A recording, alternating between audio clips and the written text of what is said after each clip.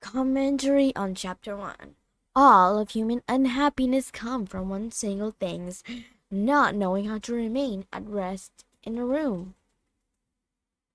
Wait.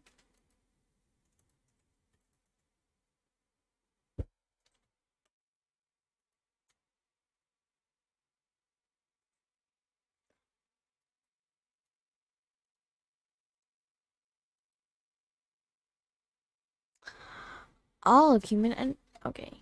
Why do you suppose the broker on the floor of New York Stock Exchange always cheered the sound of closing bell, no matter what the market did that day? Because whenever you trade, they make money. Whenever you did or not, by speculating instead of investing, you lower your own odd of building wealth and raise someone else. Graham definition of investing could not be clearer. An investment operation is in one which, upon thorough analysis, promise safety of principal and antique return. Note that investing, according to Graham, consists equally of three elements.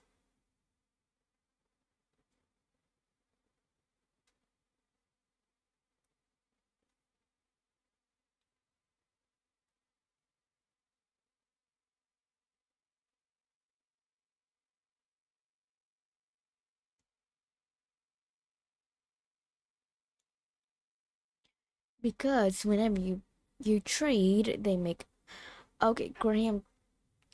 An investment operation is one which, open through analysis, promise safety of principal and adequate return. Note that investing, according to Graham, consists equally of three elements. You must thoroughly analyze a company in the soundness of its underlying business, because it's before you buy its stock. You must deliberately protect yourself against serious losses. You must aspire to antique, not extraordinary performance.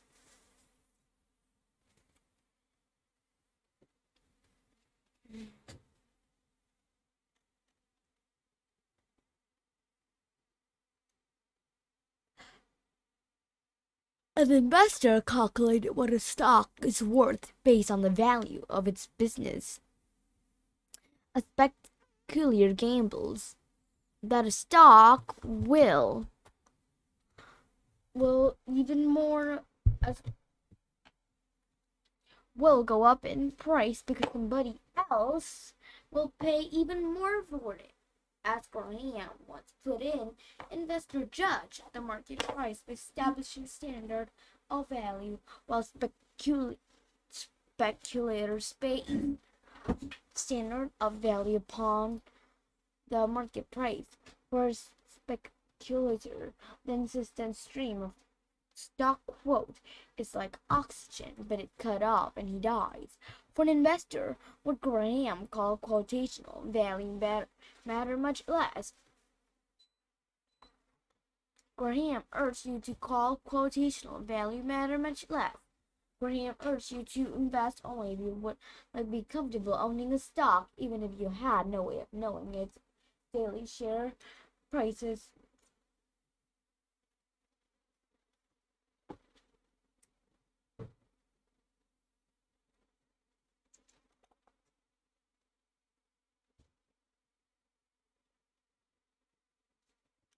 Like casino gambling, or better on the horses, speculating in the market, and can be exciting or even rewarding. But if you happen to get lucky, but it's worth imagination to build your health. Well, that's because Wall Street, like Las Vegas or the racetrack, had calibrated the odds so that the house always prevailed in the end against everyone who tries to beat the house at its own speculative game. On the other hand, investing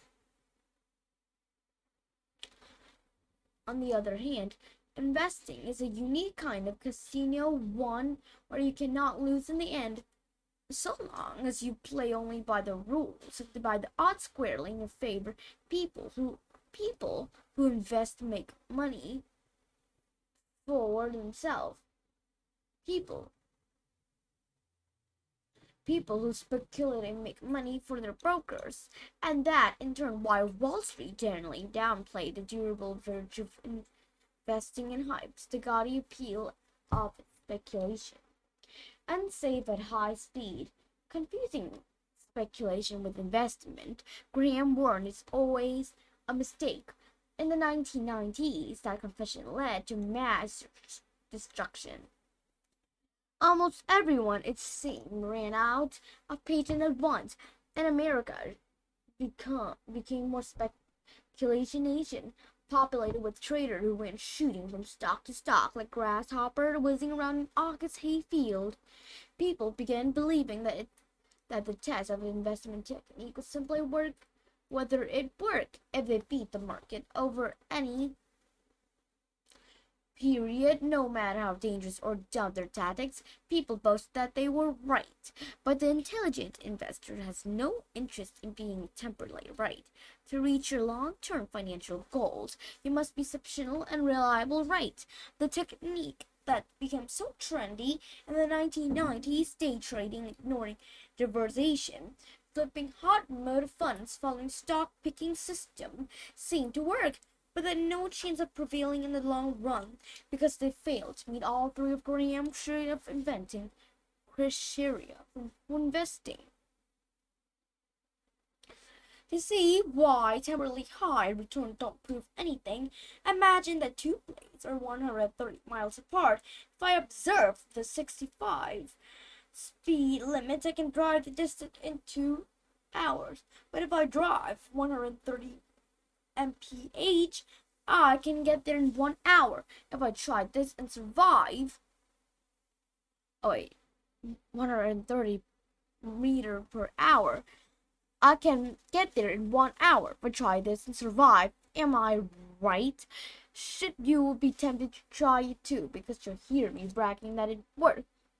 Flashy gimmicks for being that the market or work much in the same. In short streak, so long as your luck hold out, they work. Over time, they will get you killed. In the 1973, when Graham last revised Intelligent Investor, the annual turnover rate of the New York Stock Exchange was 20%, meaning that the typical shareholder would hold a stock for 5 years before selling it. By 2002, the turnover rate had hit 105%, a holding period of only 11.4 months. Back in 1973,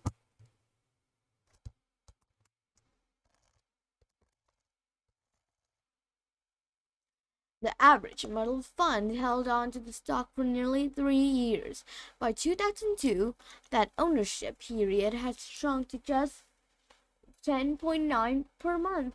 It is as a mutual fund manager were studying their stock just long enough to learn they should have bought them all over in the first place, then promptly dumping them and starting all over again.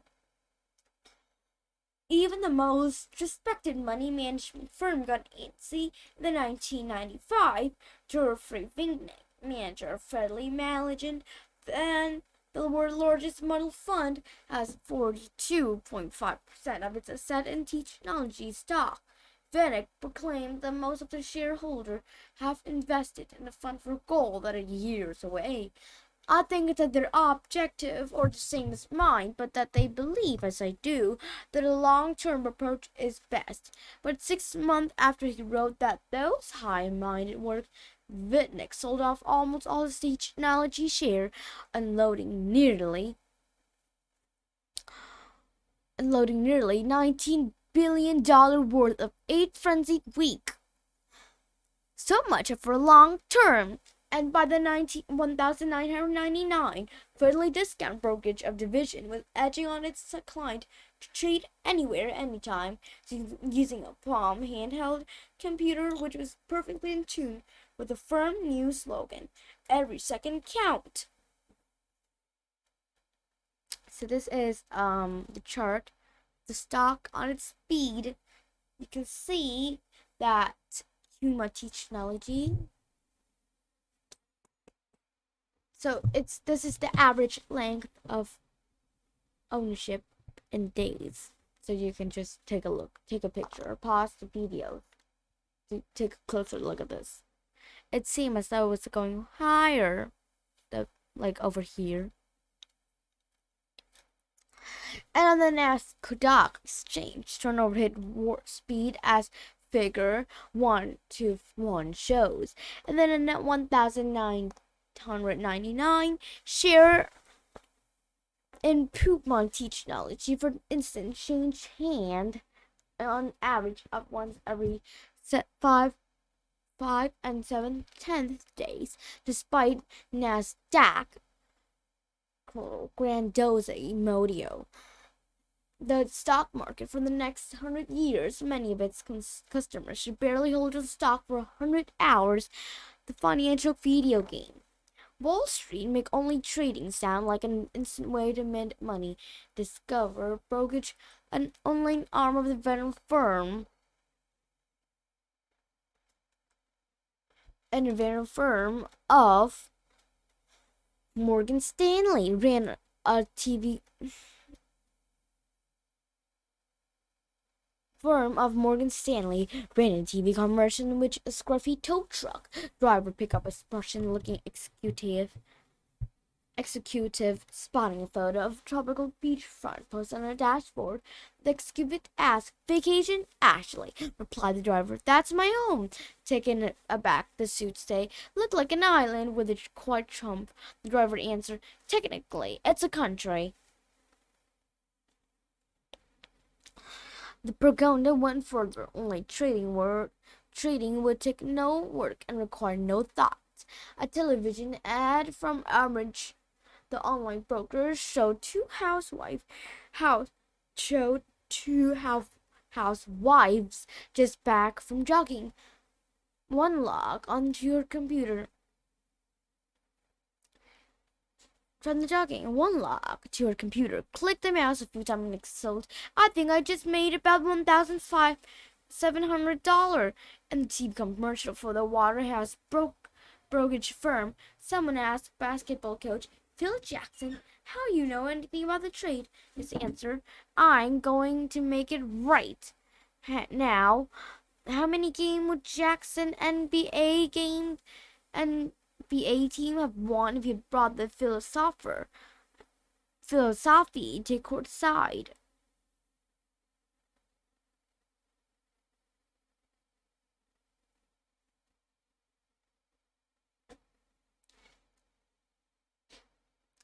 Somehow knowing nothing about the other team but saying, I'm ready to play them right now," doesn't sound like a champion formula. And then 1999, at least 6 million people were trading online, and roughly a tenth of them were day trading, using the internet to buy and sell stock.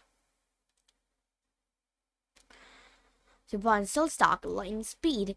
Everybody from showbiz diva Barbara Streisand to Nicholas Burbas, a 25-year-old former waiter in Queens, New York, was fighting stock around like live coals. Before scuffed Beavers. "I was investing for the long term and I found that it was not smart." Now trade stock up to 10 times a day and expected to earn $100,000 in a year. "I can't stand to see red in my profit or lose column," Streisand said in an interview with Fortune. "I'm Taurus, the bull, so I reacted to red. If I see red, I sell my stock quickly." By boarding conscious data about stock in the bars and shops, kitchens and cafes, taxi cab and truck stop, financial website and financial TV turned the stock market into a non-stop national video game. The public felt more knowledgeable about the market than ever before. Unfortunately, while people were drowning in data, knowledge was nowhere to be found. Stock became entirely depleted with the companies that issue from. Wait a minute.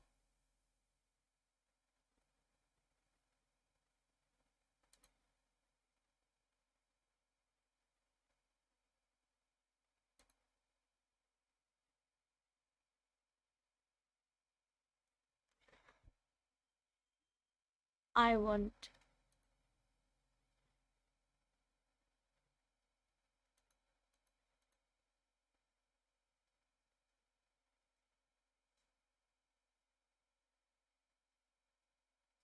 Here's it. On December 20, 1999, Juno Online Service unveiled a trailblazing business plan to lose as much money as possible on purpose. Juno announced that it would be henceforth after all of its retail.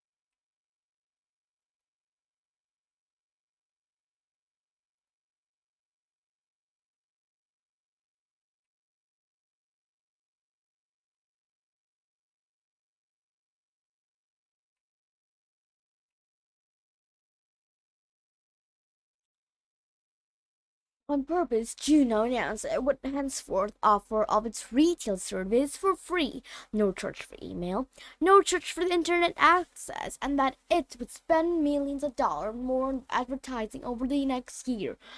On this declaration of corporation Harakira, Juno's stock roared up from 16 and $375 to $66.75 in 2 days. Why bother leaving whether a business is profitable or what goods or service a company produces or who its management was or even what the company name was? All you need to know about stock was the catchy code of ticket symbol CBLT, INKT, PCLN, PCLN, TGLO, VRSN, WBVN. That way, you could buy them even faster without the pesky 2-second delay of looking them up on the internet search engine. In the late 1998, the stock of a tiny, rarely traded building and maintenance company, the Temco service, nearly tripled in a matter of minutes on a record high volume. Why? In a bizarre form of financial dyslesia, thousands of traders bought Temco after mistaking its ticker symbol TMCO for that of Ticketmaster Online, an internet darling whose stock began trading publicity. For the first time that day, Oscar Wilde joked that Koenig noted the price of everything and value of nothing. Under that definition, the stock market is always cynical. But the way but by the way, by the late 1990s, it would have shocked Oscar himself. A single half-baked opinion on price should double a company's stock, even as its value went entirely unexamined. In late 1998, Henry Blungett, an analytic at CIPC, a premier, warned that with all internet stock, valuation is clearly more art than science. Then, sitting along the possibility of future growth, he jacked up his price target on Amazon.com from $150 to $400 in one fell swoop. Amazon.com shot up 19% that day, and despite blodgett protests that his price target was 1 year forecast soared past $400 in just 3 weeks. A year later, Payne Weber, an analyst in Walter Pierce, predicted that Qualcomm stock would hit $1,000 a share over the next 12 months. The stock already up to 1,842% that year soared another 31% that day, hitting $659 a share. From formula to fiasco, but trading as if you're underpants on But trading as if your underpants are on fire is not the only form of speculation. Throughout the past decade or so, one speculative formula after another was prompted, popularized, then thrown aside. All of them bid shared a few traits. This is quick, this is easy, and it won't hurt a bit. And all of them violate at least one of Graham's distinction between investing and speculation. Here are a few of the trendy formulas that fell flat.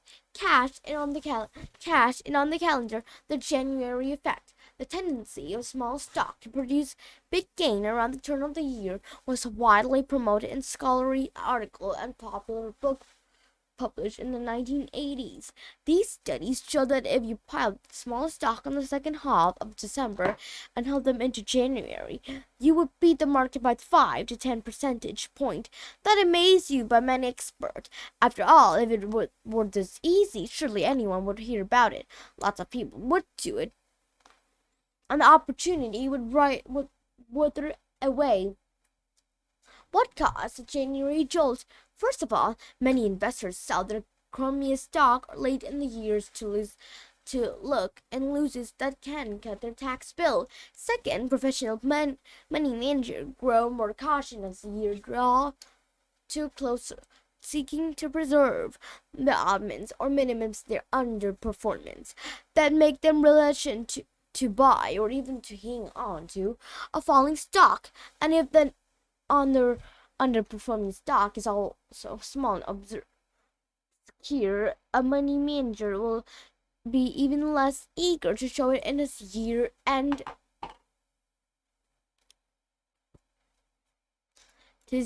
list of holding. All these factors turn small stock into monetary fortune when the tax-driven selling scenes in January. They typically bounce back, producing a robust and rapid gain. The January effort is not worth away, but it's at the weekend. According to finance professor William Skirt of the University of Rochester, if you had bought small stock in late December and sold them in early January, you would have beaten the market by 8.5 percentage point from 1962 through 1979. By 4.4 point from 1980 through 1989, and by the 5.8 point from 1990 through 2001. As more people learn about January effect, more traders bought small stock in December, also making them less of a bargain and thus reducing the return. Also, the January effect is the biggest among the smallest group, but according to the Paulus Group, the leading authority on the brokerage expenses, the total cost of buying and selling such tiny stock can run up to 8% of your investment. Sadly, by the time you've done paying your broker, all your gain on January effect will melt away. Just do Woodwork. In the 1996, an observed money manager named James Auguster published a book called Woodwork on Wall Street, as he argued that investor can do much better than the market. Gastry made a stunning claim from 1954 through 1994. You could have turned $10,000 into 8,074,504 $4 million, beating the market by more than tenfold a toe, earning 12.2% average annual return. How? By buying a basket of 50 stock with the highest 1 year's return.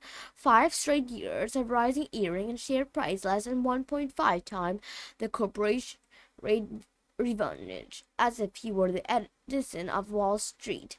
O'Shaughnessy obtained U.S. patent no $5,978,778 for his automated strategy and launched a group of 4 model fund based on his finding.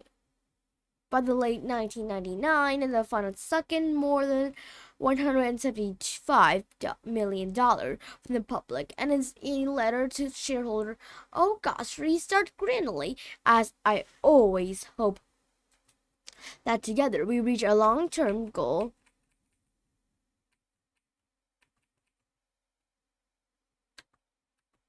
by staying the course, that's sticking with our time-tested investment strategies. But what worked on Wall Street stopped working right after Gosh published it, as Figure 1-2 show two of his funds stank so badly that they shut down early in 2000, and the overall stock market as measured by the S&P 500 index. So this is like the Figure 1-2, what used to work on Wall Street. So you can take a look at that. The value of $100 investment on November 1, 1996.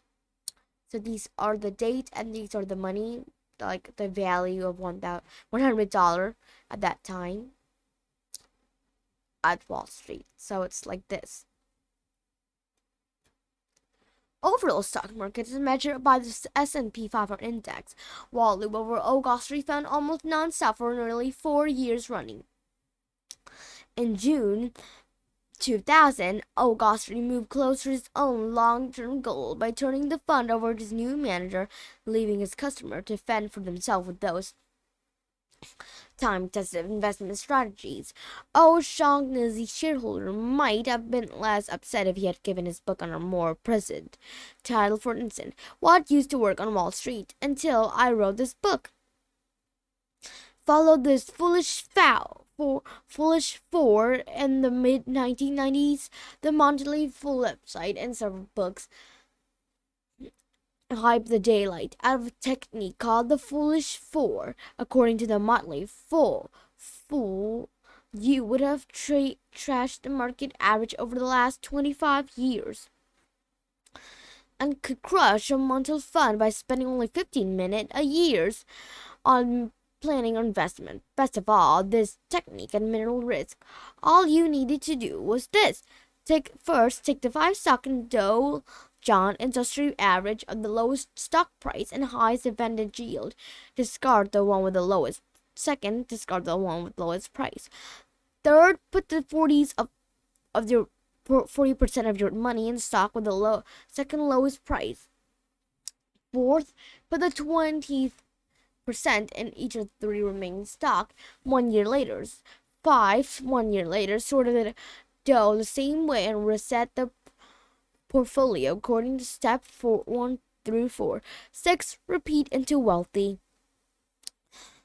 Over a 25-year period, the Motley Fool claimed this technique would have been beaten by the market by a remarkable 10.1% point annually over the next 2 decades. They suggested that $20,000 investment in the Foolish Four would flower into $1,791,000.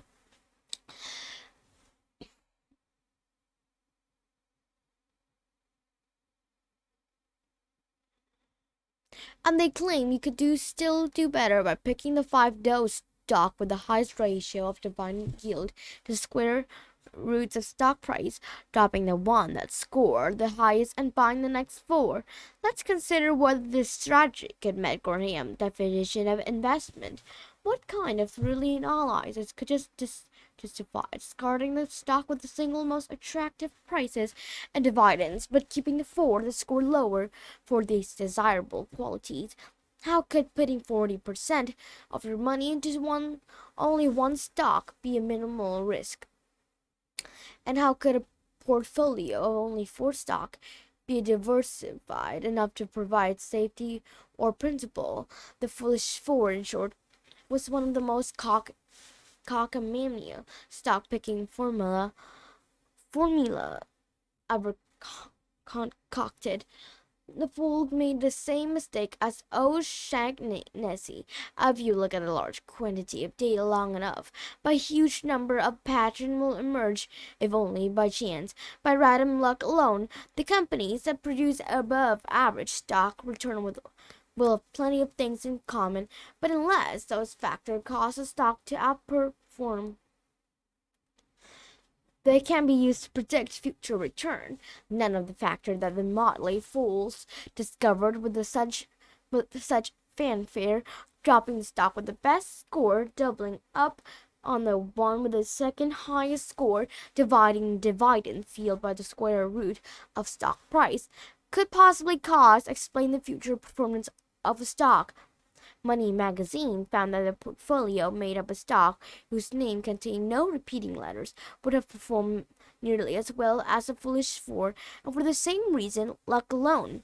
As Graham never stopped reminding us, stock do well or poorly in the future because the business behind them do well or poorly, nothing more and nothing less.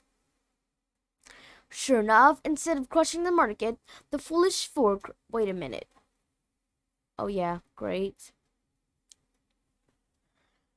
The thousands of people who fooled into believing that the form of investing in 2000 alone, the four foolish stock, Caterpillar, Edsman Conduct,